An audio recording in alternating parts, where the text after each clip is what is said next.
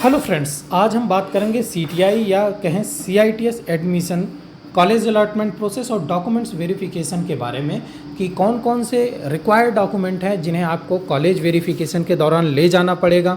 और आप जब कॉलेज में जाएंगे, जिस कॉलेज में जो कॉलेज आपको अलॉट होगा, उस दौरान कौन कौन से डॉक्यूमेंट्स नेसेसरी होंगे जो आपको ले जाना ही पड़ेगा। अगर आप नहीं ले जाते हैं तो आपको एडमिशन प्रोसेस में दिक्कत आएगी। तो एक एक करके हम उन्हीं सभी डॉक्यूमेंट्स के बारे में जानेंगे और कॉलेज अलॉटमेंट के बारे में समझेंगे। सबसे पहला रिक्वायर्ड डॉक्यूमेंट्स में है कि अलॉटमेंट लेटर। जब आप एनएसटीआई या आईटीओटी चूज़ करेंगे, आपको कोई कॉलेज अलॉट होता है, उस दौरान जो आपको अलॉटमेंट लेटर मिलता है, सबसे पहले वो। सेकंड पे है काउंसलिंग फीस पेमेंट रिसिप्ट। आपने काउंसलिंग के दौरान जब कॉलेज लॉक किया था, उस दौरान आपने जो फीस पेमेंट की थी उसकी receipt. AICT admit card and result, आपका स्कोर कितना आया है एग्जामिनेशन में, जो आपने एंट्रेंस एग्ज़ाम दिया है, उसका admit card and result. Aadhaar card, जो एक आईडी प्रूफ है। अगर आपके पास आधार कार्ड नहीं है तो आप पैन कार्ड भी ले जा सकते हैं। एजुकेशनल सर्टिफिकेट, एजुकेशनल सर्टिफिकेट जैसे 10th की मार्कशीट हो गई, इंटर की मार्कशीट हो गई, इन सभी मार्कशीट को आप ले जाएंगे। 6 नंबर पे है आईटीआई, एनटीसी या एनसीवीटी सर्टिफिकेट। मीन्स दैट कि अगर आपने आईटीआई कर रखा है या डिप्लोमा कर रखा है या आपने डिग्री कर रखा है, तो उसका सर्टिफिकेट जो मिलता है, एक तो मार्कशीट मिलती है आपको, एक सर्टिफिकेट मिलता है। तो मार्कशीट और सर्टिफिकेट आपको दोनों ले जाने हैं। अगर आपके पास सभी सेमेस्टर के हैं तो आप सेमेस्टर वाइज सभी ले जाएं। अगर आपके पास सेमेस्टर के नहीं है तो ईयरली मार्कशीट आपको ले जानी ही पड़ेगी। सेकंड है कास्ट सर्टिफिकेट। अगर आपको मैंडेटरी है कास्ट सर्टिफिकेट, आप एप्लीकेबल हैं, तो आपको उसे ले जाना पड़ेगा। ठीक है। स्पेशल कैटेगरी सर्टिफिकेट, जैसे कि जिनके पास ईडब्ल्यूएस सर्टिफिकेट है या फिजिकल हैंडीकैप सर्टिफिकेट है, एक्स सर्विसमैन है, ये जो स्पेशल टाइप के सर्टिफिकेट हैं, अगर आपके पास हैं, अगर आपको इनसे बेनिफिट लेना है तो आपको इसे ले जाना पड़ेगा। ठीक है। ये तो जो रिक्वायर्ड डॉक्यूमेंट्स हैं उसमें से हैं। और कुछ जो रिक्वायर्ड डॉक्यूमेंट्स हैं वो मैं आपको बता देता हूँ। पहला 10वें नंबर पे है फैमिली आइडेंटिफिकेशन रजिस्टेंस प्रूफ। ठीक है। डोमिसाइल सर्टिफिकेट जिसे कहते हैं, ये भी आपको ले जाना पड़ेगा। फैमिली इनकम सर्टिफिकेट जो आपका बना है वो भी आपको ले जाना पड़ेगा। ध्यान रखें, ये सभी सेंट्रल के मान्य हैं, यानी जो सेंट्रल की तरफ से बनते हैं वही मान्य है। अगर आप स्टेट वाला ले जाते हैं वो अमान्य है। ठीक है। अगर आपने नहीं बनवाया हो तो आप उसे बनवा लें। कई लड़के क्या करते हैं कि वो सेंट्रल का लेकर के क्लास में वेरिफिकेशन में पहुंच जाते हैं, जिसके बाद उनका वेरिफिकेशन रुक जाता है। तो आप ध्यान रखें इस बात को। आपको ये जो प्रूफ ले जाने हैं, डोमिसाइल ले जाना है, इनकम सर्टिफिकेट ले जाना है, कास्ट सर्टिफिकेट ले जाना है। ठीक है। आपको ये सेंट्रल वाले ले जाने हैं। फिर प्रूफ ऑफ फैमिली इनकम, ये भी सेंट्रल का ही जाएगा। मेडिकल फिटनेस सर्टिफिकेट, आप अपने किसी गवर्नमेंट जो आपके यहाँ हॉस्पिटल है, आप वहाँ से इसे बनवा सकते हैं। ठीक है। मेडिकल फिटनेस सर्टिफिकेट ये भी रिक्वायर्ड है। फोटोग्राफ, आपको अपनी फ़ोटो 4 फोटो ले जानी है। ठीक है। और ऑल डॉक्यूमेंट्स, जो सभी ये डॉक्यूमेंट्स हैं, इन्हें आपको 2 सेटों में तैयार करना है।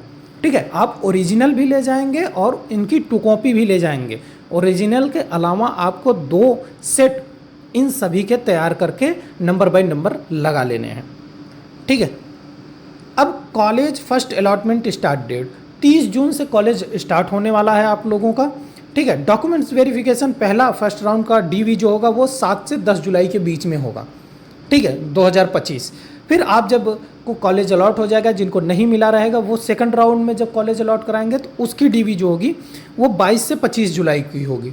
और थर्ड राउंड की डीवी जो होगी वो 6 से 8 अगस्त की होगी। इन तीनों में अगर आपको कॉलेज मिलता है तो इसी के बिटवीन आपको जाके डॉक्यूमेंट्स वेरिफिकेशन करा लेना है।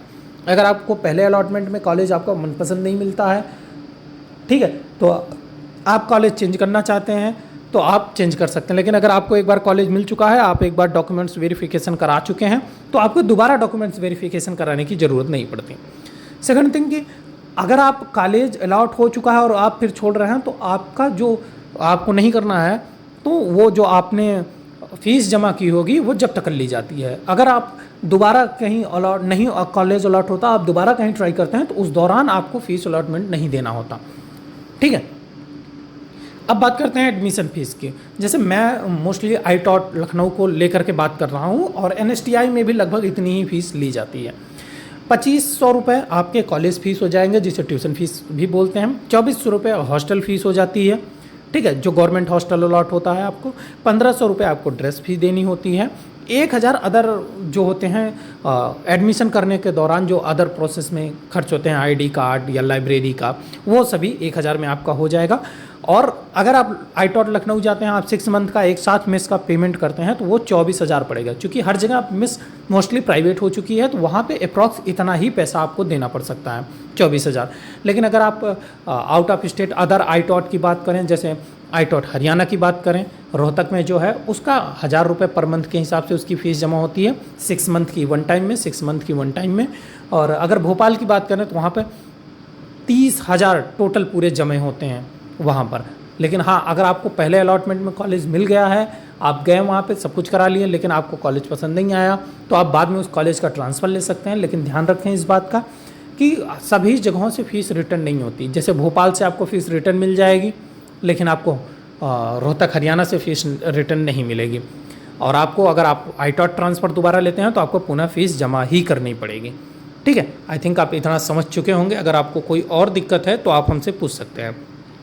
आईटॉट लखनऊ, आईटॉट रोहतक, इन 2 आईटॉट की पूरी वीडियो हमारे यूट्यूब चैनल पर अपलोड है, आप उसे जा कर के देख सकते हैं। मैंने आईटीआई और सीआईटीएस को लेकर के एक डेडिकेटेड यूट्यूब चैनल बनाया है, जिस पे मैं mechanic electric vehicle, fitter, CNC, इन सभी चीज़ों से रिलेटेड वीडियोस अपलोड करता हूं, एजुकेशनल वीडियो अपलोड करता हूं। और प्रॉपर आईटीआई को लेकर के मैं जो नॉलेज आती है, सीआईटीएस को लेकर के जो इन्फॉर्मेशन आती है, वो प्रॉपर उस चैनल पर भी अपलोड कर रहा हूं। तो आप उस चैनल को भी सब्सक्राइब कर लें, ताकि आप एग्ज़ाम के दौरान प्रिपरेशन में क्या क्या पूछा जाता है आपसे, आप उसे आसानी से समझ सकते हैं। उस यूट्यूब चैनल पे मैं प्रॉपर उस पर वीडियो अपलोड करता रहता हूँ। बाकी अगर आप, ये मेरा व्लॉग चैनल है, मैंने इस पे बहुत सारे कॉलेजों के वीडियो अपलोड कर रखे हैं, हॉस्टल के वीडियो अपलोड कर रखे हैं, तो आप इस चैनल को सब्सक्राइब कर लें, अपने दोस्तों के साथ शेयर ज़रूर कर दें। बात करूँ अगर मैं आईटॉट लखनऊ के बारे में, तो वो जिनका लगभग 50 नंबर है उनका एडमिशन हो जाएगा। जो एससी कैटेगरी में है, जो 40 या 30 के करीब में है, वो भी अपना एडमिशन कंफर्म मान के चलें, उनका भी एडमिशन आसानी से हो जाएगा, उनमें कोई प्रॉब्लम नहीं आएगी। अगर आपको और कोई जानकारी जाननी है तो आप इससे पहले जो मैंने वीडियो अपलोड कर रखा है वो देख सकते हैं। उसके बाद अगर आपको कॉलेज देखना है और वहाँ का मिस देखना है, तो आप उसके भी पहले मैंने एक कॉलेज व्लॉग अपलोड कर रखा है, वो भी इन सभी वीडियोज़ का मैं लिंक डिस्क्रिप्शन में दे दूँगा, आप इन्हें आसानी से देख सकते हैं। और अगर आपको कुछ पूछना है तो आप कमेंट कर सकते हैं, नहीं तो आप हमारे इंस्टाग्राम अकाउंट प्रयाग ट्रैवलर पर आप हमें मैसेज कर सकते हैं, मैं आपको रिप्लाई कंफर्म दूंगा। अभी तक जितने सवाल लोगों ने पूछे, लगभग 250-300 कमेंट्स आए थे, तो मैंने लगभग तक सभी का रिप्लाई दिया है और सभी के क्वेश्चन मैंने कवर किए हैं उस वीडियो में भी और इस वीडियो में भी, जो डॉक्यूमेंट्स को लेकर के थे या कॉलेज को लेकर के थे, तो उन सभी वीडियोस को कवर कर रखा है। तो आप चैनल को सब्सक्राइब करें। कॉलेज अलॉटमेंट के दौरान भी मैं वीडियो अपलोड करूँगा, कॉलेज आपको कैसे चूज़ करना है, कहाँ चूज़ करना है, ट्रांसफ़र तक क्या होगा, उन सभी चीज़ों के बारे में मैं वीडियो बनाता रहूँगा। चैनल को सब्सक्राइब करें और अपने CITS करने वाले दोस्तों के साथ शेयर ज़रूर करें।